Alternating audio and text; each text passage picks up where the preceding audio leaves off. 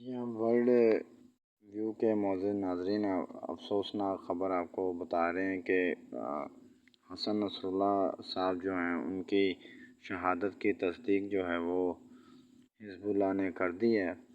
حسن نصر اللہ شہید ہو گئے ہیں، ان کی شہادت کی تصدیق جو ہے وہ حزب اللہ نے کر دی ہے۔